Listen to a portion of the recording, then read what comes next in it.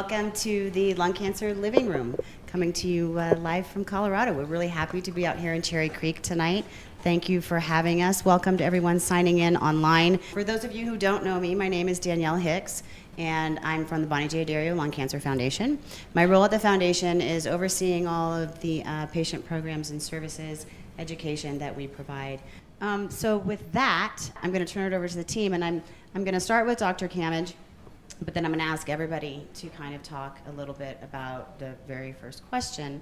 And we don't have to stay on script at all. So if you guys, if something we're not going to. Don't worry about totally know we're not going to. Trust me. I know that's what's going to happen. But because the topic tonight is the importance of a multidisciplinary team, I think it's important for those who may not know, those who are in the room, online, or who will come back and watch later. What is a multidisciplinary team, and why is it important? Who are the players? What do they do? And why is it important that every patient have one? So it's a bit of a buzz phrase, and you hear people talk about multidisciplinary team, but it is what it says. It's one individual can't know everything, and we all have our biases and our prejudices, and so by getting together people who have different views on the same problem, you can help each other out. And so the team it's very large, and sometimes there's the patient-facing side, which people might experience. So that's the treating aspect, which will be surgical oncology and radiation oncology and medical oncology, and to some extent pulmonology. But then behind the scenes, we have people like Dara, who are pathologists. We have radiologists who look at the scans, and then we have all those other supportive services like social workers and dietitians and pharmacists. And what you don't see, your ears if you're a patient, your ears should be burning all the time, because we do talk about you behind your back. And it's not just, wasn't so-and-so terrible today, but it's more kind of like, well, what do you think about this? And what's the latest breakthrough in this? And what's the best way to work together? So that's what a multidisciplinary team is. One thing it's not, and I was chatting to Colin about this, it's not a corporation. It's not a way of removing responsibility. You still have a doctor, and your primary doctor is the one responsible for you, but it's about putting people's heads together to get the best for one person who that doctor is responsible for. How does a patient know whether or not they have a multidisciplinary team? Do they? Well, if they have to ask, they may not have a multidisciplinary team. So again, it kind of depends on the vagaries of infrastructure. So in big programs, everyone's working in the same center and is in the same physical space, and so you can have this interaction all the time. Sometimes you can jerry-rig that. If you happen to be a standalone oncologist, you may still have a great relationship with a surgeon and a radiation oncologist, but they may be in separate practices, and so physically you're sending people around. You can email and you can phone, but a true multidisciplinary team is often where literally you can all be in the same room at the same time, sometimes even with the patient, so you can throw things around. So this is where I'm going to start to take it off script for just a second. So I'm Janet. Hello, Janet. And you're my treating physician. Okay. This is where this whole the idea of shared decision making and what that conversation, what does good look like, that conversation between physician and patient, right? How do I know that you and Dr. Rusthoven have had a conversation about my case? Are you telling me? Does that always happen? Why is it important that it does happen? Well, Chad can talk about this, but I have a clinic on a Tuesday and a Wednesday, and pretty much I phone Chad pretty much every week. You're probably expecting the phone call, and more often than not, he will see that patient same day. It's not unusual for him to literally come up the stairs, and he's physically there in the room with me. And there's no substitute for that. We're discussing things in front of the patient, and the patient is part of that dialogue. So Go ahead, Janet. Yeah. So, and it's different in different institutions. So I was treated originally in Seattle, and the multidisciplinary team there was trying to evaluate whether or not a particular nodule was something that they needed to do something about or not. And my pulmonologist walked in the room and said, I talked to the tumor board last night, and told me everything that they'd discussed. So and at that point, from a patient perspective, did you know what a tumor board was? Well, by that point I did. The first time you did what? So, but by the way, you mentioned, how would I know if my treating physician does. He knows I'm going to ask him. So can I presume that if the facility I'm going to is a comprehensive cancer center, that they have multidisciplinary teams? Yes, I think so. I mean, Chan, do you want to? I mean, radiation oncologists, I think, do you think you're always in a multidisciplinary team? Well, yeah, we're kind of a consultant. We're downstream typically of the medical oncologists, which are already a specialist. So by the time that, in most cases, that a patient gets to us, they've already been thought about by several people who have expertise in cancer. So in some ways, that's probably true, though I think that at a university, there's a lot more emphasis on kind of getting together face to face and having things like tumor board and having offices close by where we're actually all under the same roof. That's not to say you couldn't have that in other places, and there are other examples where that can be the case, but I think that's one thing that you will often get at a university. So what I was before we- going to say Go about ahead. what I was going to say about this is that for a lot of the components of multidisciplinary care, they happen one way or the other, right? If you get a biopsy, a pathologist is going to look at it. If you get a CT scan, a radiologist is going to read it. If you get a pulmonary function test, it's going to be evaluated by a pulmonologist. The major distinction is that at some point in time, we all come together and we can not just bounce ideas off of each other, but we can take into account a whole picture that's otherwise very hard to take into account if you're just looking at your one little slice of it, right? So, for example, in tumor board, we might have a case that just seems, oh, this is so obvious what should happen, and the social worker will pipe up and say, well, but this patient lives 6 hours away and doesn't have great transportation. Aha, that changes things, right? So what do we do with that new piece of information? And I think a lot of multidisciplinary care is taking all of these fragmented pieces of information and having people just focus on all of it come together, even if it's only for a couple of minutes, right? Just bring all of it together to look at it at one place, one time, and get everybody's eyes at the same time looking at it. And it makes a really big difference. There are a lot of aha moments. I agree. I think there's basically what you're saying is it's sort of de-siloing, right? Asking everybody to come out from the information they received. The radiologist, looks at the scans and that's what they have. But until the conversation happens, right, with how are we going to, biopsy this and what does that look like and molecular testing, so on and so forth. So at University of Colorado and academic centers and large community centers around the country, this is what you can expect. But it is also pointing back to why it's important that your physicians are specializing in your disease. Because in a very small community center in a rural area where a radiation oncologist is treating whatever walks in the door, right? Regardless of what kind of cancer this person may have, they might not have the benefit of the expertise that Dr. Rusthoven has and what he's talking about when it comes to radiation care. 80% of patients are seen in the community setting, right? So 20% of the patients have the benefit of access to teams like this.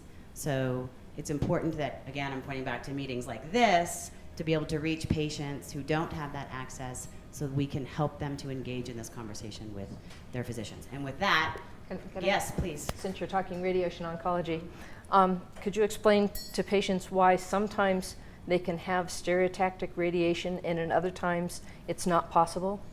Because that comes up a lot in the patient groups. Sure. So first, just for people who aren't familiar with that term, it's probably good to define some of the terms in the question. So stereotactic radiation is kind of a buzz term. It's one of the kind of the newer technologies that we've developed in the field of radiation oncology, not just at the University of Colorado, but the field has developed this technology and brought it to the clinic within the last decade and a half. It's become more mainstream. And so stereotactic, actually, what it's usually referring to is very focused treatment to a higher dose that's delivered in typically maybe 1 to as many as 5 treatments. And then you can blur those definitions a little bit, and sometimes we'll still refer to things as stereotactic radiation up to 10 treatments. So it's usually a pretty short course with, again, focused high-dose treatment.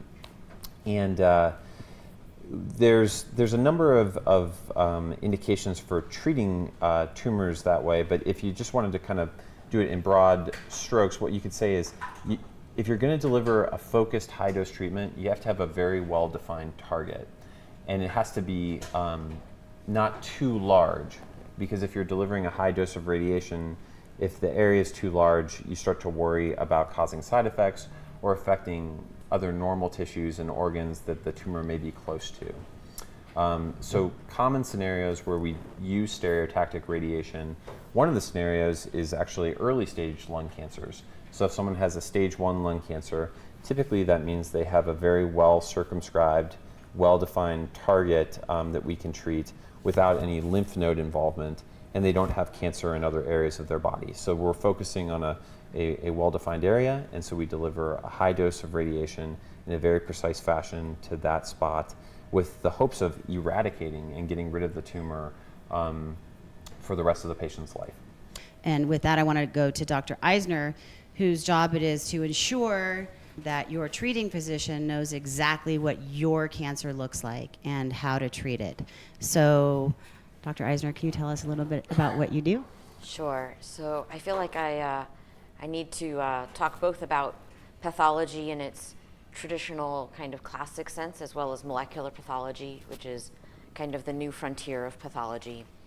So pathology in the classic sense goes back to the days of Anton von Leeuwenhoek and his microscope. And really, microscopy has gotten a lot more sophisticated in terms of the optics, but the idea remains the same, which is we want to look at things under the microscope to try to characterize disease. And what I do know, because I've heard this from many people, is that there's this big black box. I had a biopsy, and I'm waiting for pathology, and it's going to come back, right? And what happened between that biopsy and the report is something, and I'm not entirely sure what that was.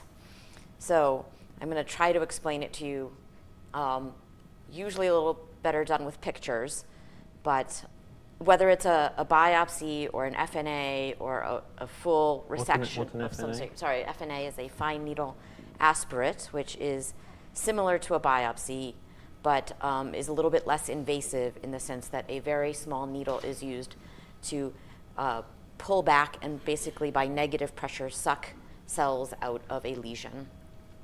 And so regardless of the methodology you use to get tissue from a lesion, a pathologist's job is to look at that tissue under a microscope to characterize, is it normal or abnormal? If it's abnormal, what is the nature of the abnormality? And while a lot of what I do is about describing the nature of specific cancers, see, waiting really did help. It did.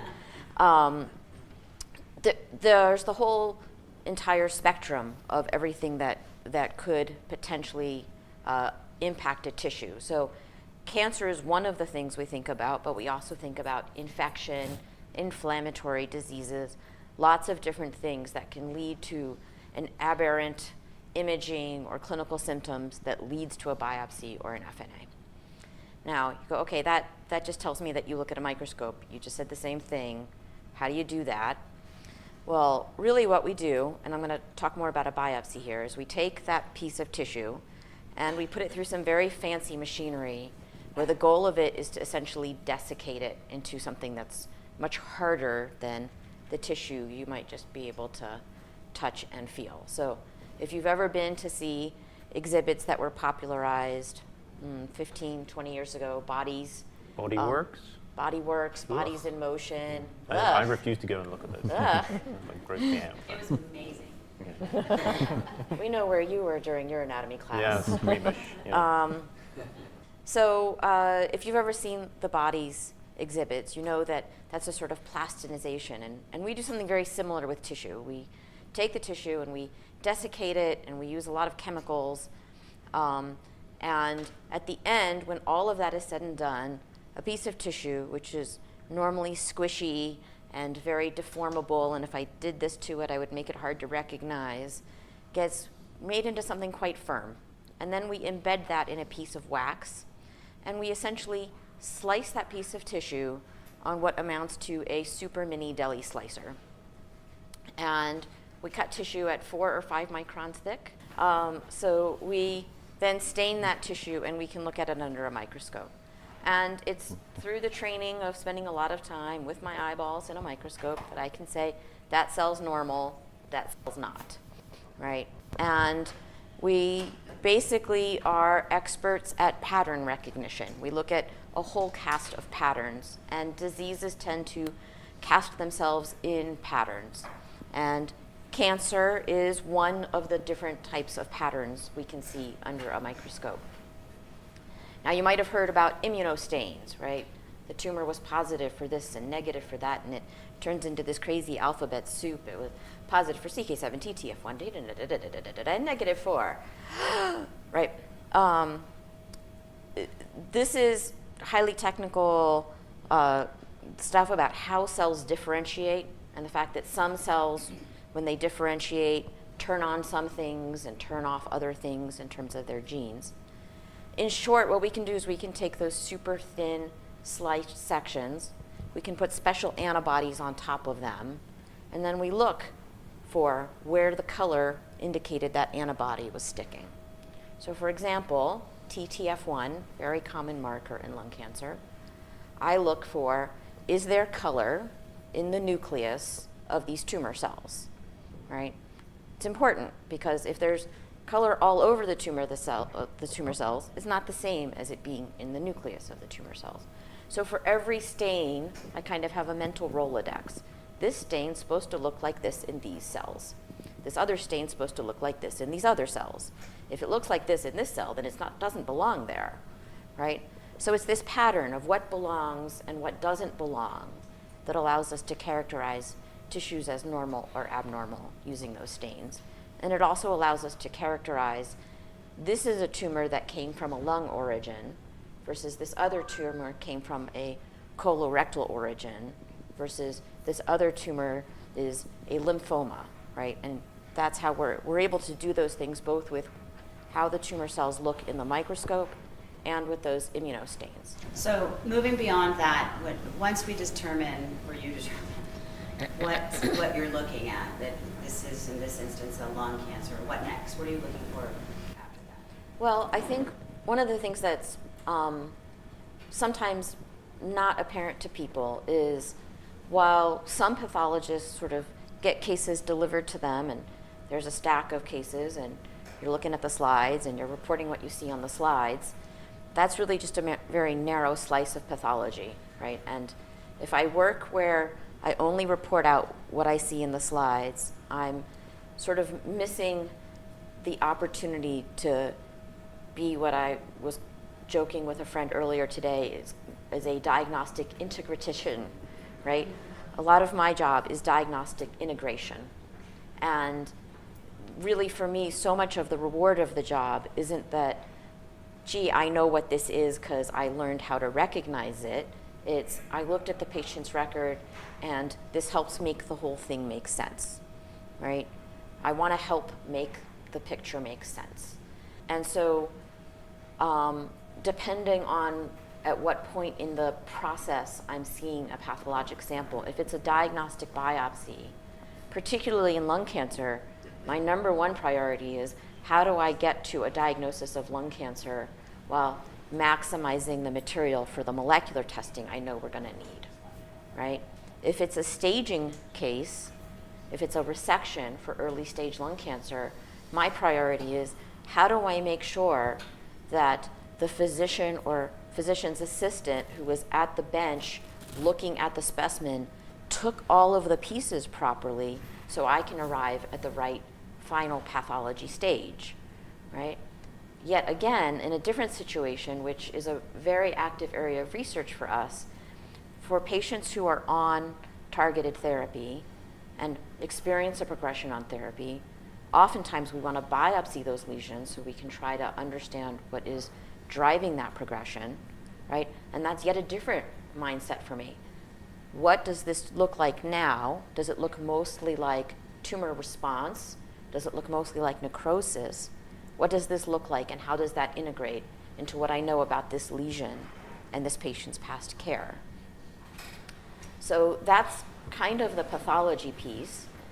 The whole premise of targeted therapy evolved from designing a drug for a disease called chronic myelogenous leukemia, CML, which when it hit its aggressive phase was a very bad actor. And this is now truly and honestly a chronic disease. We monitor it with a blood test to check and see how people are doing. And I really foresee that that is where we can and should be aiming. I think, just to comment on that too, clearly I have a lot of comments based on comments tonight, but that's a really, really great example, especially when you're looking at the blood diagnostics that we barely got to touch on tonight, and sort of where they're going and how much more quickly they're getting there than I thought they would when it first started. So all very, very positive. Janet, do you have any final thoughts on how you feel about this? Just to build on what you said about Gleevec, there was a discussion online just recently that the patients who are now on that targeted therapy, which just got approved in 2001, actually have a life expectancy that's approaching normal. I would love to see us get there. That said, in lung cancer, it's a little different to be chronically terminal, when we still can have our next scan and find out things have changed. When we have, some of us are living long enough on targeted therapies that we're starting to get late effects of radiation that no one had seen before. So I'm very hopeful in the direction we're moving, but I'll feel more hopeful when we have it for all types of lung cancer and not just the few of us who have targeted therapies.